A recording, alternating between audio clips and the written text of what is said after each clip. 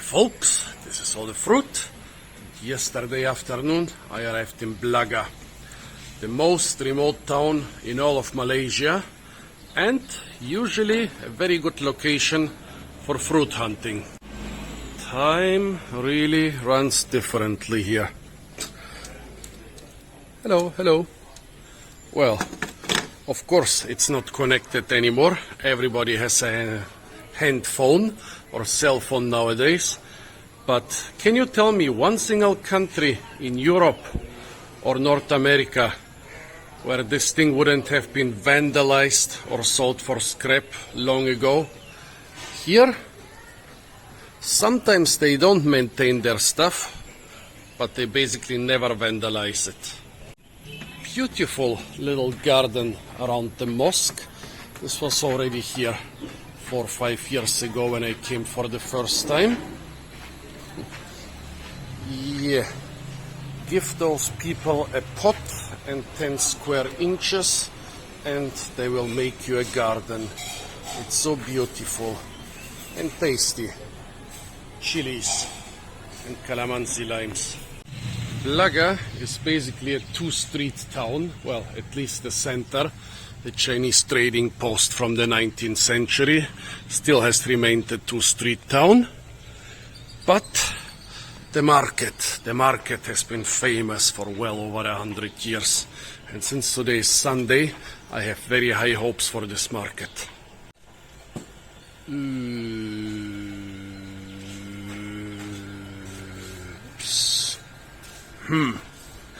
Okay, hopes shattered.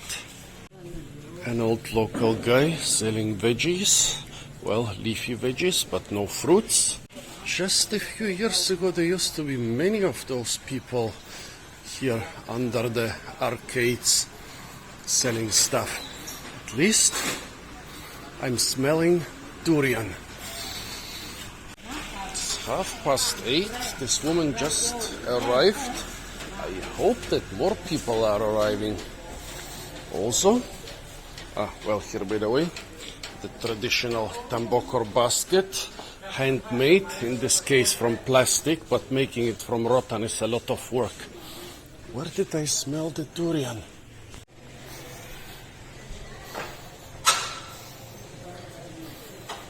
Di mana durian, boss? Ada bau.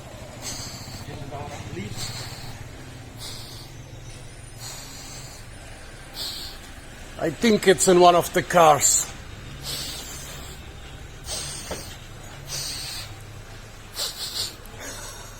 People around me already start smelling. Oh no, here it is. Okay. Durian finish. I thought it was fresh durian. This could have even been the durian I ate yesterday, and that's a video you sure need to see. Because I was being urged to gobble it down at lightning speed. Just a couple years ago on Sundays, I think it was Sundays and not Saturdays, those arcades would have been full of tribal vendors. And under this pavilion over there, they would be the durian vendors. And also somewhere there would be the glass pearl vendor. Yes, Blaga. Glass pearls have been the preferred currency in Blaga for a very long time. And at least the old people still cherish them, often more than money. The next problem, my favorite restaurant is closed. No durian and no food. No need to even check the official market. What about some desperation foraging? Pipturus, the white nettle tree. Of all the nettle trees, yes, those are close relatives of the stinging nettle, but they are not stinging. Of all the nettle trees, this is the most boring one. A bit of sweetness and a bit of sliminess. Better than nothing. Mulberries are still ripening. The Persian lime, too sour. The Encala or Borneo avocado without fruits. And this year could well be the oldest building in Blaga. It's really old Chinese shops. I doubt it's one of the original buildings from the 19th century. What happened to those? Those might have burned down or anything. But inside one of those shops I bought a knife which looked like it has been here since the 19th century. But those Chinese traders, they never throw anything away. If they don't buy it from me, they'll buy it from my grandchildren in a couple decades. The Chinese shops are just opening, so there is hope that this is a late market. Oh, the old guy successfully sold most of the veggies. That's why I saw the woman put them in the grocery shop over there. She basically bought all his stuff and is gonna resell it at a higher price, while he got his money early in the day and can happily start shopping just the beetle leaves she didn't want to take. The souvenir shop. Back in the days where tourists came here almost every day because Blaga had no proper road connection to the outside world, but they had to arrive by boat. Back then there was still quite a vibrant tourism out here. People still think that tourism here died because of COVID. I told them not COVID killed the tourism, but the roads. Everybody can take a road to get to a town. And so I guess the souvenir shop is mostly being patronized by locals. There always used to be like 10 stalls in this little, well, not 10 stalls, 10 pieces of cardboard or plastic with stuff for sale. Now it's just 3 bags of fish and a couple bags of river snails. Yeah, the shop owner told me today is Sunday. A lot of the shops stay closed. Even the Muslim coffee shops stay closed. But what's much worse is, he said, no, it's not like before. There are not a lot of people coming here with fruits and veggies, especially on Sunday, like it used to be just a couple years ago. COVID really messed up a lot of the best markets in Malaysia. Every time somebody with a basket arrives, I run and check. Well, this guy just had a small basket, basically like my backpack. Oops, it seems like I'm not the only desperate customer. The fish and snails are already sold, and the other guy with the basket maybe already sold his stuff to some of the local shops. Where is the guy with the big basket? Where are you hiding him? I'm not asking for much, just for a plethora of all the rare and often undescribed fruits to be poured out in front of my feet. Should have sat in another coffee shop. The smell of the durian rind is torturing me. Bingo.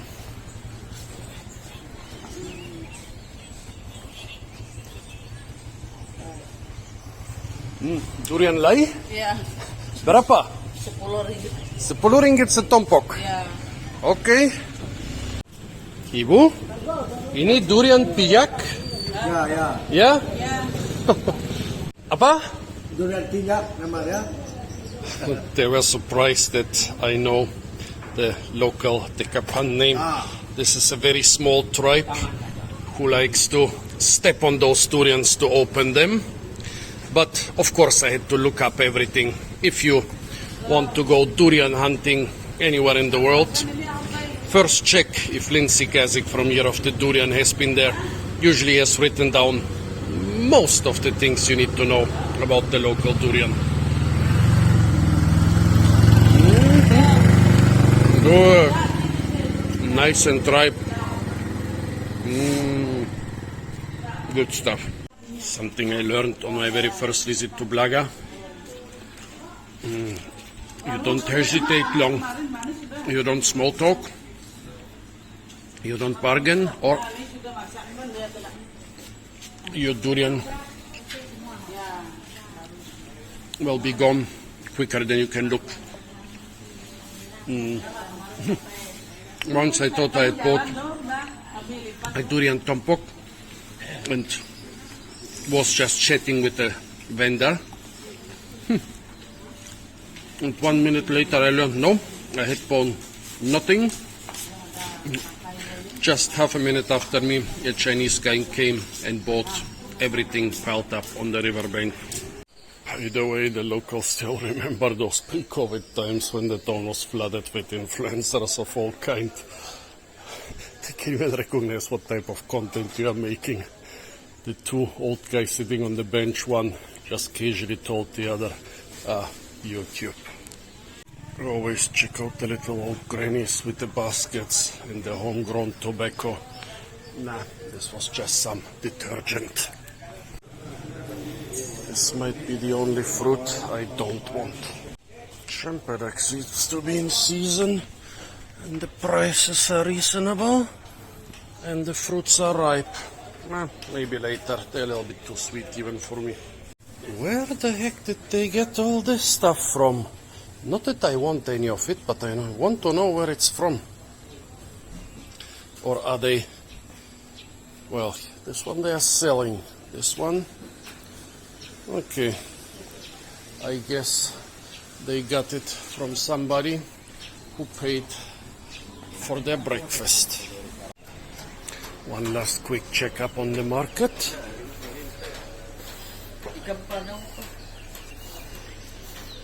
Di mana asam bawang?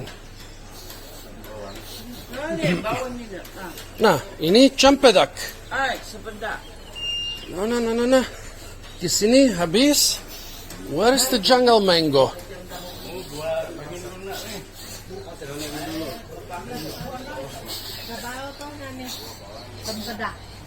Nah. Ada bau asam bawang. Di mana?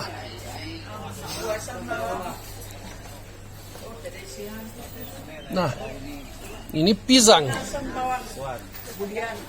No, this one champedak. No. What is it? Well, I don't want to buy jungle mango now anyways. Shopping on the market is all fun and games, but the proof of the foraging is, well, to do it. They didn't come to the most remote town in all of Malaysia, unlike the influencers of old, just to stay in town. I want to go to the jungle, and on the way I'll pass to the Malayo village. The sign is already bleached out since I was here last time. By the way, young durian trees here. The Malayo village basically exists in every Malaysian town. It's funny, but not as funny that as like a Chinatown exists in every Malaysian town, because pretty much every Malaysian town is actually a Chinese town. So having a Malaysian village inside a Chinese town makes more sense than having a Chinatown inside a Chinese town. Well, the Malayo are usually a minority inside the big cities and even in the small towns. But there is always at least one area which is a Malayo village. In Kuala Lumpur this is called Kampung Baru, the new village. In most other places it's simply called Kampung Melayu, like this one. I wonder if this is a shorea or what it is. A little bit confused about this tree. Also, pity the beautiful old ironwood bridge. In a decade or two they're gonna recycle the old planks. This stuff is basically indestructible and it will last longer than the modern metal bridge here.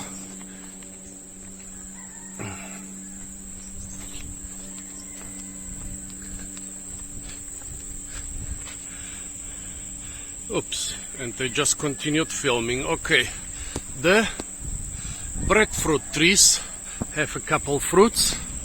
So has this water apple down there. Basically, in a Malayo village, you don't get a lot of those rare jungle fruits, although there has been a lot of cultural exchange with the indigenous peoples. You get mostly the same stuff you would get in West Malaysia, and that's quite a lot. Betel nuts, different mangoes, coconuts, and a lot of flowers. And yesterday I wanted to buy coconuts here, but turns out that this is not a tourist place, so they don't sell young drinking coconuts. This is a serious place, so they sell really old coconuts for food. The copra in those is very well developed, but the water is not really drinkable anymore. The plant on the right, the tree on the right, which actually looks like a mango, is an encala. This is a mango, a bambagan, a giant brown jungle mango. And behind it is a type of water apple, Syzygium, which also has a lot of fruits, even lying on the ground. Dabei, the Borneo olive. The Malayo people have been on the island for many centuries, so the ones living here, they adapted the Borneo olive, but for some reason it didn't spread to the rest of Southeast Asia. An old house. And do you remember the old woman smoking the self-made joint? Well, here are some homegrown tobacco plants. In the remote villages and longhouses, this is even more common. This young tree should be a Durio cuteiensis, again a bambagan mango above it, and here a young Durio sibetinus right in front of some probably mandarin tree. Pretty traditional style for the houses, beautiful, nice. And Malayo houses are always on stilts. Well, so are basically all the houses of the other ethnicities around here. The Malayo, they like to stay near the sea and near the big rivers, but the Chinese, they also stay near the sea and the big rivers because they are traders.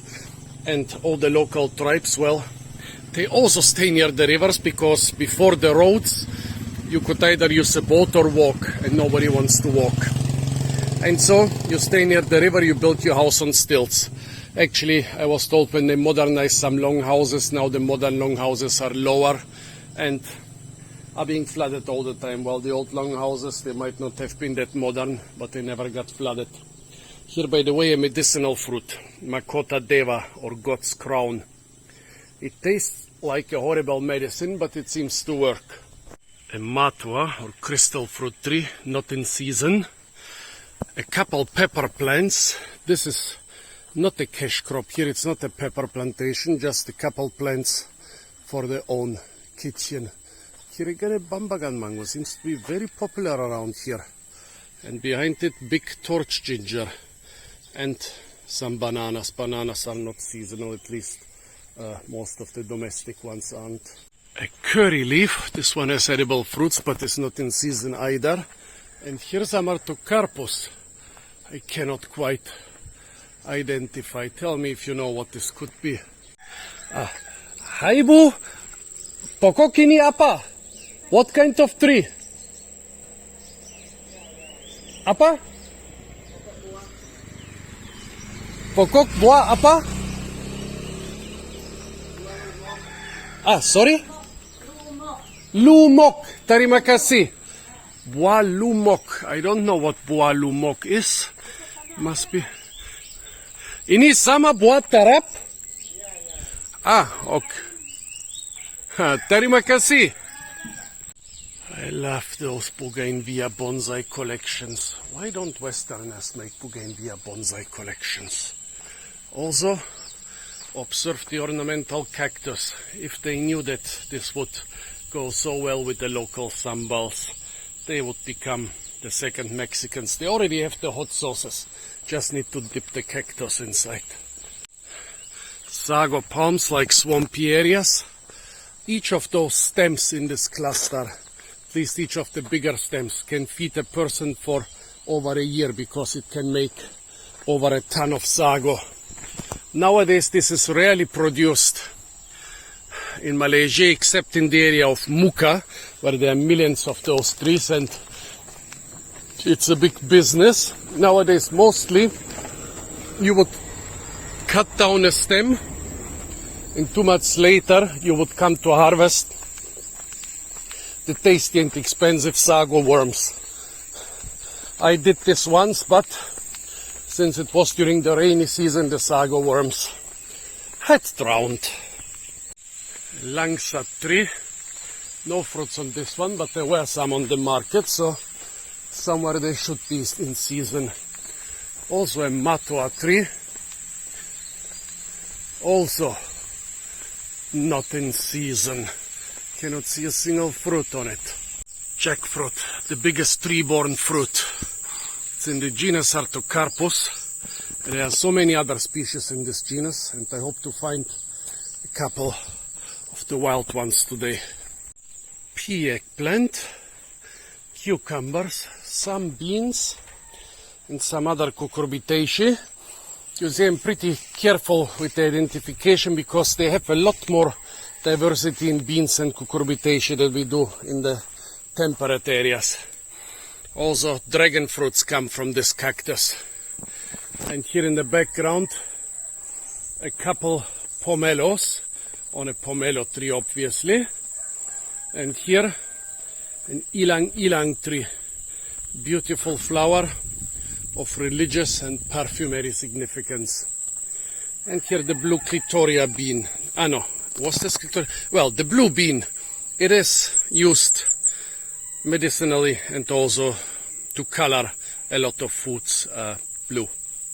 Papayas are not seasonal, nor are chilies in this climate. Another very traditional house. This was probably built as soon as chainsaws got available around here. Kapayang tree behind that house. Maybe I'll see some from more close up. I saw a couple fruiting along the river yesterday. One single rambutan fruit. Durian smell. Oh yeah, so there is durian around. Now we just need to find it outside of the trash bin. I reached the dead end, but I do not mind, because in this ancient tree I found not one, not two, not three, not four, but in this small section alone, at least five different beehives. Madukelulut, or the spineless dwarf honeybees. See them? Here is one beehive, another one. They make those big funnels. Somebody said out of wax, somebody said out of sap. Somebody broke this one, wasn't me. So let's try it out. It's hard and shiny, so it's sap, not wax. Fortunately, people throw their trash here. And so look, here another beehive, and another one with a particularly big funnel. And here we have number 6. 6 already on this one side.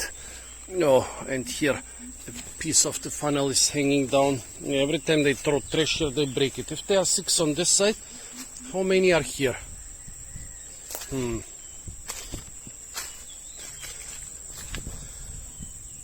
None.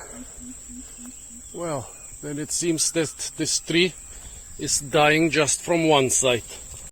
Where did Google get me this time? Well, at least I don't have to walk through a house like near Serian. And there are water apples here and there. Okay, it looks I do have to walk through a house. At least this looks like a nice big official. Oh look, this was no chicken, this was some wild water bird, swamp bird. Hope you saw it well. Feral, invasive passion fruits. But those are not the biggest problems. The biggest problem is they are not ripe. And I'm frolicking through town. The jungle has been calling all morning, and all morning I've been ignoring it. They eat the swamp plant. If you could put a time tag in the name, I would be really glad. And this little swamp area here looks a lot like some swamp in a temperate area. I'm almost expecting some orchid to pop up. No, those little swampy meadows with orchids, they exist here, but usually at slightly higher elevations. I'm almost at the end of town. The really town-like central part is just 2 short streets, but around it there are a lot of places like the Malayo village, some local Kayan settlements, big schools, police stations, hi friends, and other things. Oh no, he thinks I just want to say hello. No, I want the lift, man.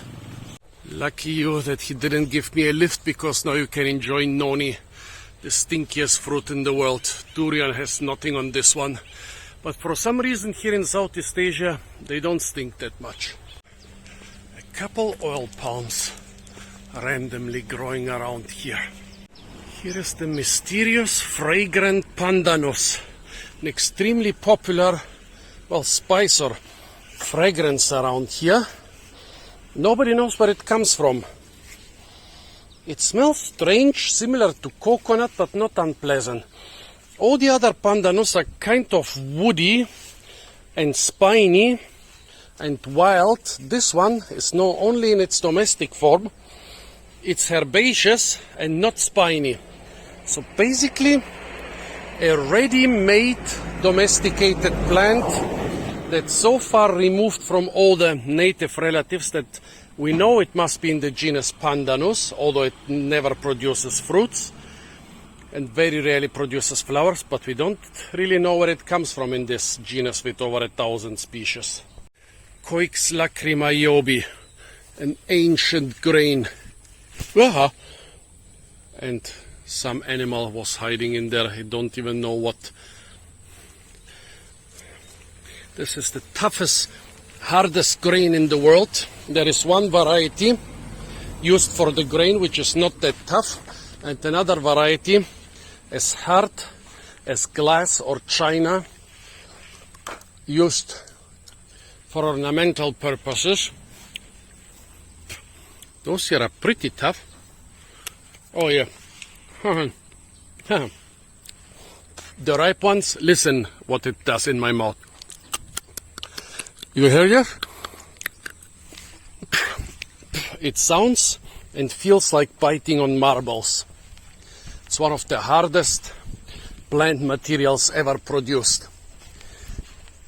But since it has 2 weak spots here and here, you can put a thread through it and make it into jewelry. Here a different pandanus species, one of the wild ones. Probably, well, around here I see no traces of it being used for its leaves, for mats. Actually, they have harvested a couple. In Indonesia, the craft of making mats from those things is still very much alive. So now, like every good strategist, I have a plan A and plan B. Plan A is to stop a car which will get me to the top of the jungle hills. Top of the jungle hills with wild durians, wild lepisantes and other things. Hello boss, where are you going? Kemana? Ah, tidak ke hulu? Oh, terima kasih. Okay, I go ke hulu. Well, yeah, my plan A is to stop somebody who goes up the hill from the villages and longhouses behind the hill. Because up the hill is like 7 kilometers, down the hill is 7 kilometers. Also a lot of foraging up there. I don't need to walk the road twice. If I don't find anybody to give me a lift on the next 1.5 or 2 kilometers, I'll just branch off into the little Sungai Amo and then into a little side river of which I haven't found out the name. But the valley of the side river has never been completely locked, and so you can still find a lot of wild fruits in a pretty good jungle over there. I would prefer to get a lift to the top of the jungle mountains. Pineapples and corn, both very popular around here, but not as popular as bananas or manioc. From the manioc they usually harvest the leaves, because you can harvest the leaves many times. Well, after you harvest the tubers, you need to replant it. Nobody has yet answered the question if sparrows are native to Borneo or introduced. Here they are, in front of those almost western looking houses. And so many juicy coconuts. Ladyfingers. Asians love ladyfingers. Unfortunately, my Bulgarian culture was Asian enough so that I had to eat them all the time, because my family considered them healthy. They're very slimy. Here, spaghetti beans. They grow well in warm climates, in cold climates. I tried to grow them in Germany. I think I managed to produce one bean of this size. But you don't harvest them until they reach at least this size. A couple years ago I snuck into the bed of this creek and walked upriver, up creek under all the vines. You can find a bunch of interesting fruits here, but it's not the same diversity as in the primary rainforest.